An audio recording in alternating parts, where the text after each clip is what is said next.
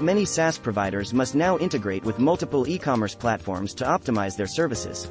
Through such integration, SaaS businesses can easily control their clients' online stores, facilitate operations, and boost efficiency in general.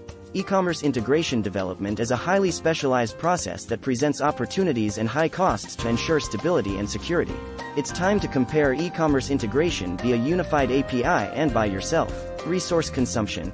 Costs for qualified specialists updating e-commerce integration can be expensive, especially due to the cost of hiring qualified professionals to manage the development process. High technological complexity. Expensive solutions to problems integrating e-commerce systems often results in unforeseen complications, which can be costly to resolve through self-implemented solutions. Losses from untimely updates. Unexpected losses. Neglecting integration updates can lead to financial losses from cyber attacks, data breaches, and harm to reputation and customer loyalty. Time. The financial costs of delays. Timely updates are less expensive than resolving problems from delayed integration updates. Delays can cause a loss of revenue and trust.